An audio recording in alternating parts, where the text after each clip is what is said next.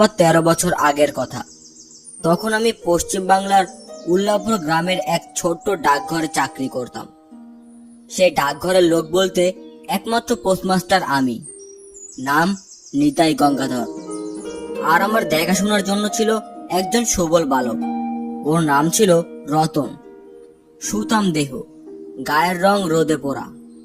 রান্নাবান্না সহ আমার যাবতীয় খেজমতে ওর জরি মেলা ভার। বিয়ে শাদী করিনি, তাই বলতে গেলে রতনই আমার একমাত্র আপনজন ছিল। আশেপাশের 10-12 গ্রামে আর অন্য কোনো ডাকঘর না থাকায় আশেপাশে সবাই এই ডাকঘরে চিঠি দেওয়া নেওয়া করত। তাই আমার কাজের চাপটাও একটু বেশি ছিল। এই যেমন ধরুন, এক সপ্তাহ ধরে ডাক বাক্সে যতগুলো চিঠি জমা হতো সব নিয়ে আমি বেরিয়ে পড়তাম দেশ দেশান্তরে। শহর থেকে ওহিন গ্রাম সব জায়গাতেই আমাকে যেতে হতো। সব জায়গায় চিঠি পৌঁছে দিয়ে এবং সেখান থেকে চিঠি নিয়ে গ্রামে ফিরতে 7 থেকে 10 দিন লেগে যেত। আর এই দীর্ঘ যাত্রায় আমার সঙ্গী হতো সেকেলের মজবুত ইন্ডিয়ান সাইকেল, একটা টর্চ লাইট, হারিকেন আর চিঠিপত্র ভর্তি একটা ঘাড় ব্যাগ। দৌড়ঝাঁপের কাজ হওয়ায় বেশ পরিশ্রম হতো, তবে বয়স তেমন না হওয়ায় সব পরিশ্রম গায়ে খেটে যেত। তবে এর পিছনে আরেকটি কারণও ছিল। আমার এই কাজটি করতে অনেক ভালো লাগতো, কারণ আপনজনের সাথে চিঠি আদান প্রদান করে লোকজনের মুখে যে হাসি ফুটে উঠত তা দেখে সব ক্লান্তি গ্লানি মুহূর্তে হারিয়ে যেত। দীর্ঘ 25 বছর এই চাকরির জীবনে নানা ধরনের ঘটনার সাক্ষী আমি। তবে আজ যে ঘটনাটা লিখছি মূলত এটাই মূল কারণ পোস্টমাস্টারের চাকরিটা ছাড়ার। সময়টা ছিল বর্ষা। দীর্ঘ কয়েকদিনের তুমুল বৃষ্টির ফলে চারপাশে অথই জল হয়েছিল। নদ নদী, খাল বিল, চাষের জমি কোনো কিছুই বাকি ছিল না। সবকিছু যেন বন্যার জল গ্রাস করে নিয়েছে। যেদিকে তাকাই শুধু জল আর জল। নিচু ঘরবাড়িগুলো বন্যার জলে ডুবে গিয়েছিল। শেষে গরু ছাগল হাঁস মুরগি নিয়ে সে কি এক দুর্ভোগ। তবে আমার কাজ যেন বন্ধ হবার নয়, উল্টো আরো যেন বেড়ে গেল। লোকজন তাদের দুর্ভোগের কথা তাদের আত্মীয়দের জানাতে ঘন ঘন চিঠি লেখা শুরু করলো। মানে আমার কাজের চাপ আরো বেড়ে গেল। তারিখটা কত ছিল ঠিক মনে নেই। গত 1 সপ্তাহে জমা হওয়া সব চিঠি ব্যাগে পরে সাইকেলে চেপে বেরিয়ে পড়লাম। হাতের কাজগুলো গোছাতে গোছাতে সন্ধ্যা হয়ে গিয়েছিল। সেদিন আবার সারাদিনই গুড়ি গুড়ি বৃষ্টি পড়ছিল, সাথে স্যাঁতসেঁতে রাস্তা। আর ইলশে গুড়ি বৃষ্টিতে সাইকেল চালাতে একটু বেগই পেতে হচ্ছিল। উল্লাপুর গ্রাম থেকে একটা সরু পথ ডিঙিয়ে প্রধান সড়কে উঠতে হতো। সরু পথ ধরে 20 মিনিট সাইকেল চালিয়ে যেতে যেতে কানে ভেসে আসছিল ব্যাঙ আর ঝিঝি পোকার ডাক, সাথে বৃষ্টির ঝিরঝির আওয়াজ। নজরে আসছিল ঝাপসা হওয়া নানা ধরনের গাছগাছালির ঝোপঝাড়। 20 মিনিট পর আমি গ্রামের রাস্তা পেরিয়ে প্রধান সড়কে গিয়ে উঠলাম। তারপর আমি রাস্তার এক পাশ দিয়ে সনসন করে সাইকেল চালাতে থাকলাম। রাস্তার দুপাশের জমিগুলো নিচু ছিল। লক্ষ্য করলাম বানের জলে সেই সব জমিগুলো টইটুম্বুর হয়ে গেছে। কানে ভেসে আসছিল জলের স্রোতের সনসন শব্দ। সাবধানে সাইকেল চালাচ্ছিলাম, কারণ যদি একবার অসতর্ক হই সোজা গিয়ে পড়ব পাশের জলে ভরা ডোবায়। মাইলখানেক দূরে রাস্তার পাশে কলা গাছ দিয়ে ভরা একটা জায়গা ছিল, যেখানে দিনের বেলাতেও মোটামুটি অন্ধকারই থাকে। আমি সেখানে পৌঁছাতেই আমার পিছনে দেখলাম দূর থেকে দুটো আলো দেখা যাচ্ছে। সশব্দে আলোটা যেন আমার দিকে এগিয়ে আসছে। আস্তে আস্তে যখন একদম কাছে চলে আসলো বুঝলাম সেটা একটা মালবাহী ট্রাক। দেখতে দেখতে ট্রাকটা আমার একদম পাশ কাটিয়ে আমার সামনে চলে যাচ্ছিল। আর ঠিক তখনই ট্রাক ড্রাইভার আমার দিকে এক পলক নজর ফেরাতেই আমিও তার দিকে তাকালাম। দুজনের চোখে চোখ পড়তেই ট্রাক ড্রাইভার সাথে সাথে মাথা ঘুরিয়ে সামনের দিকে তাকালো। ট্রাকটা আমাকে পাশ কাটিয়ে সামনে চলে গেল। 10-15 মিটার সামনে যেতেই ঘটলো এক অসহনীয় ঘটনা, যেটা দেখে আমি যেন রীতিমতো পাথরে পরিণত হলাম। দেখলাম একজন লোক ঠিক আমার সামনে থেকে আমার দিকে এগিয়ে আসছে। আর হঠাৎ সেই ট্রাকটা পায়ে মুড়ে লোকটার গায়ে উঠিয়ে দিল। মুহূর্তেই লোকটা যেন ছিটকে গিয়ে পাশের একটা ঝোপের মধ্যে আছড়ে পড়ল। ঘটনাটা এমন দ্রুত ঘটে গেল, আমি যেন রীতিমতো থমকে দাঁড়িয়ে পড়লাম। ট্রাকটার লোকটাকে মেরে দিয়েই পাশ কাটিয়ে দ্রুত বেগে চলে গেল। মনে হলো ট্রাক ড্রাইভারটা যেন ইচ্ছা করে লোকটাকে ধাক্কা মারলো। আমি সাইকেল থেকে নেমে দ্রুত সেই ঝোপের দিকে এগিয়ে গেলাম। বৃষ্টিটাও হঠাৎ তীব্র মাত্রা বেড়ে গেল, সাথে সাথে আছড়ে পড়ছিল নৃশংস বজ্রপাত। আমি হাতের টর্চটা জ্বালিয়ে ঝোপের মধ্যে খোঁজাখুঁজি শুরু করলাম। ঝোপঝাড়, কলা গাছের আড়ালে, এমনকি এমনকি পাশের জলে ভরা ডোবা, কোথাও লোকটাকে খুঁজে পেলাম না। মনে হলো লোকটা যেন রীতিমতো হাওয়ায় মিলিয়ে গেল। এমনকি একবার আমার এমনটা মনে হলো যে আমি আসলে সব ভুল দেখছি, হয়তো এসব কিছু হয়নি। তবে মনকে আমি যতই সান্ত্বনা দেওয়ার চেষ্টা করি না কেন, এক অজানা আতঙ্ক আমার মনকে যেন শীতল করে তুলছিল। দেখলাম পুরো শরীর ভিজে চুপচুপে হয়ে রয়েছে। আরো কিছুক্ষণ খোঁজাখুঁজির পর যখন সেখানে কাউকে পেলাম না, তখন খোঁজাখুঁজি বাদ দিয়ে বাড়িতে ফিরে আসার সিদ্ধান্ত নিলাম। রাতটা বাড়িতে থেকে চিঠি নিয়ে সকালে রওনা দিব। বাড়িতে ফিরে এলাম। সারা রাত তুমুল বৃষ্টি হলো। সারা রাত নানা দুঃস্বপ্ন দেখলাম। অতিরিক্ত মাত্রায় টেনশনের কারণেই বোধহয় এমনটা হয়েছে। রাত গড়িয়ে সকাল হলো। সচরাচর আমি ঘুম থেকে খুব সকালেই উঠি, তবে সেদিন বেলা গড়িয়ে সূর্য খাড়া মাথার উপর উঠে গেল। আমি বিছানা থেকে উঠতে পারলাম না। জ্বরে আমার পুরো গা যেন পুড়ে যাচ্ছিল। আবল তাবল বকছিলাম। রঞ্জন ডক্টর আমাকে দেখে কিছু ওষুধ দিয়ে গেল। রতন, যে বাবু? যে ওষুধগুলো দিয়ে গেলাম এইগুলো 3 বেলা সময় করে খাইয়ে দিবি। ঠিক আছে বাবু। রতন আমার সেবা যত্ন করতে থাকলো। রতনের 2 দিনের অক্লান্ত সেবার পর আমি সুস্থ হয়ে উঠলাম। সেই রাতে আমি আমার টেবিলে বসে আছি। রতনকে ডাকতেই রতন আমার ঘরে এলো। রতন। যে বাবু? বেশ কয়েকদিন তো হয়ে গেল রে, চিঠিগুলো তো পৌঁছাতে হবে। দাদা বাবু, আপনার শরীরটা এখন কেমন? হ্যাঁ, শরীরটা এখন ভালো লাগছে। জ্বরটাও আর এখন নেই। ভাবছি কাল সকালে রওনা দিব। ঠিক আছে বাবু, আপনার যা ইচ্ছে। রাতের খাবার শেষে ঘরের বাতি নিভিয়ে শুয়ে পড়লাম। সকাল সকাল সাইকেল নিয়ে চিঠি বিলির জন্য বেরিয়ে পড়ব। দাদা, আরে ও দাদা, এত শান্তিতে ঘুমাও কি করে? আমার জন্য তোমার একটু মায়া হয় না? আমি যে বড় কষ্টে আছি, আমাকে আমাকে উদ্ধার করো দাদা। আরে ও দাদা। এমন অদ্ভুত স্বপ্নে আমার ঘুম ভেঙে গেল। দেখলাম পুরো শরীর ঘেমে ভিজে গেছে।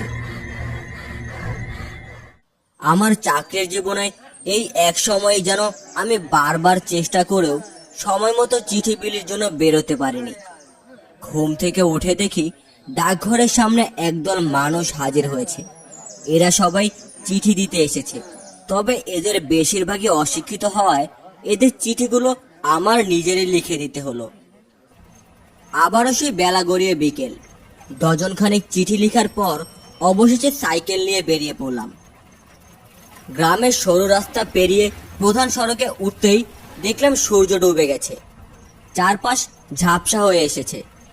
তবে আমি আমার সাইকেলের গতি একদমই কমাচ্ছিলাম না।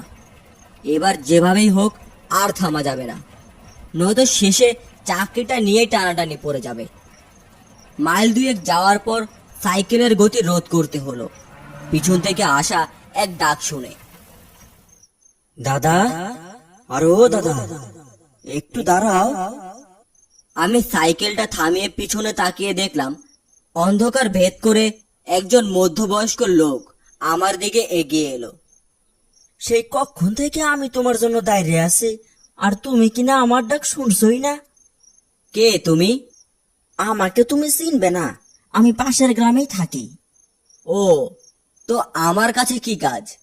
আমার এই চিঠিটা নন্দীগ্রামে একটু পৌঁছে দিও। ঠিক আছে, দাও। আমি তাহলে এখন আসি। দাঁড়াও দাঁড়াও, আবার কি? তোমার সাইকেলে করে আমাকে একটু বাজার অব্দি পৌঁছে দাও না। লোকটার উপর চরম রাগ হলো। চেনা নেই জানা নেই হুট করে একজনের সাইকেলে উঠে পড়তে চাইছে। তবে মুখের উপর না করি কি করে, আর কি করার, তুলে নিলাম লোকটাকে। ছন করে চলতে থাকলো আমার সাইকেলটি। তবে অবিশ্বাস্য হলেও সত্য, লোকটার এতখানি শরীর আমাকে যেন এতটুকু কাবু করতে পারলো না। মনে হলো যেন আমার পিছনে কেউ বসেই নেই, আর নয়তো আমার শক্তি যেন দ্বিগুণ হয়ে গেছে। মাইলখানেক এভাবেই চলতে থাকলাম। আর মাইলখানেক দূরেই বাজার, সেখানে লোকটা নামবে বলেছিল। আমি কোনো কথা বলছিলাম না, এক মনে সাইকেল চালাচ্ছিলাম। তবে সেই নীরবতা ছিন্ন করে আমি লোকটাকে বাজারের কোথায় নামবে জিজ্ঞাসা করলাম। তা বলছে, বাজারের কোথায় নামবেন? লোকটা আমার কথার কোনো উত্তর দিল না। আমি আবার তাকে জিজ্ঞেস করলাম, বাজারের কোথায় নামবেন? কিন্তু না, কোনো উত্তর নেই। আমি একটু বিরক্ত হয়ে এবার জিজ্ঞেস করতে যাব, আর ঠিক এমন সময় অবাক করা একটা ঘটনা ঘটে গেল। লোকটার জবাব এলো, তবে আমার সাইকেলের ক্যারিয়ার থেকে নয়, এলো আমার সামনের 10-12 হাত দূর থেকে। বাজার অব্দি আমি যে যেতে পারবো না, এই সীমানার বাইরে যাবার শক্তি যে আমার নাই। অন্ধকার ভেদ করে এই কথাগুলো ভেসে এলো। দেখলাম আধার ছিন্ন করে সে লোকটা আমার সামনে দৃশ্যমান হলো। তবে তবে সে লোকটার শারীরিক অবস্থা আর পূর্বের মতো ছিল না। কারণ কারণ লোকটাকে দেখে আর জীবিত মনে হলো না। দেখে মনে হলো এ যেন এক জীবন্ত লাশ। লোকটার মাথা থেতলে গেছে, একটা চোখ বেরিয়ে ঝুলে রয়েছে, মুখের এক পাশ ভেঙে গড়িয়ে গেছে। শরীরের মাংসগুলো দেখে মনে হলো এ যেন কয়েকদিনের পচা দুর্গন্ধযুক্ত ফ্যাকাশে মাংসপিণ্ড।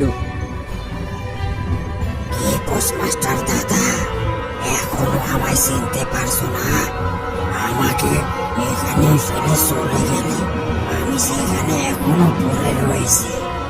আমার যে বড় কষ্ট হচ্ছে। কি বলছো?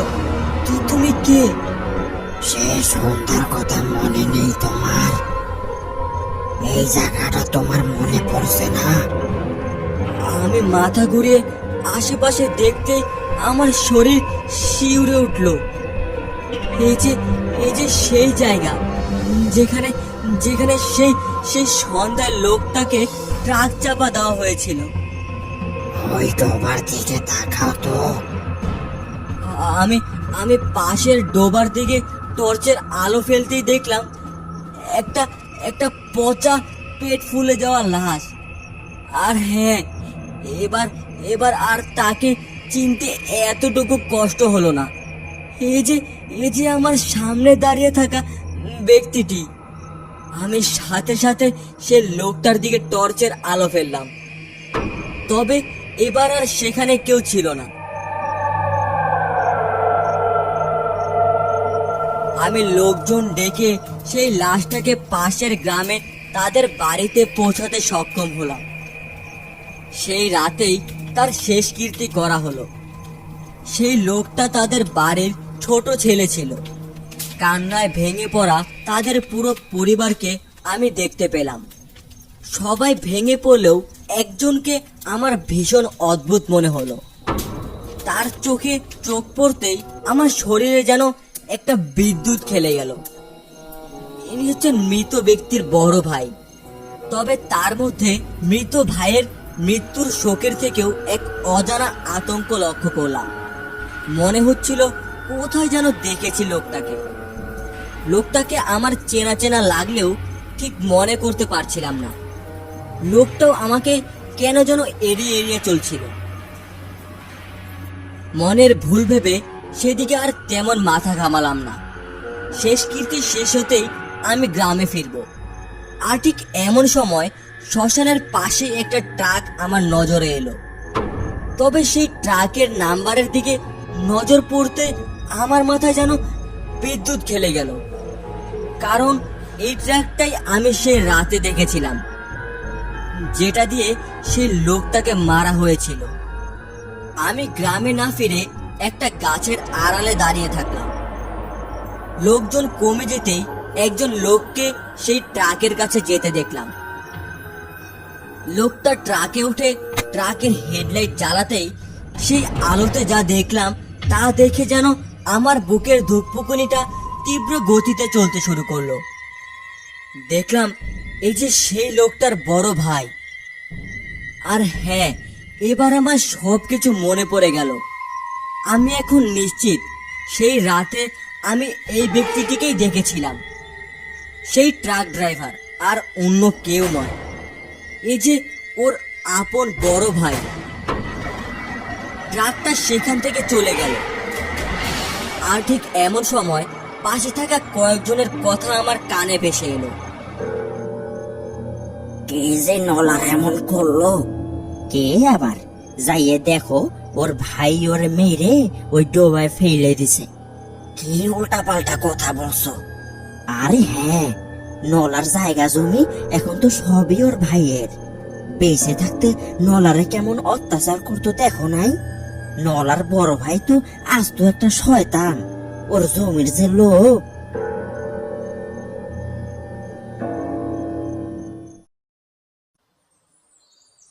দাদা বাবু, আরে ও দাদা বাবু, কি হলো রে? সকাল সকাল এমন চেঁচামেচি শুরু করলি কেন? দাদা বাবু কথা শুনছেন? কি কথা? বিশ্ব রোডের পাশের ডোবায় যে একজনের লাশ পাওয়া গেছে। সকালে একজন মাঝি মাছ ধরতে গিয়া ওই লাশ দেখতে পায়। দ্রুত সাইকেলে চেপে বিশ্ব রোডে গিয়ে সেই লাশ দেখতেই আমার চোখ যেন কপালে উঠে গেল। এই যে নোলার বড় ভাই। আমি সেই লাশের দিকে চেয়ে আছি। আর ঠিক এমন সময় আমার কানে যেন একটা শব্দ ভেসে এলো। মাস্টার দাদা, এবার আমার শান্তি হলো। আমাকে যেভাবে মেরেছে আমি ওরে সেইভাবে মেরে দিছি।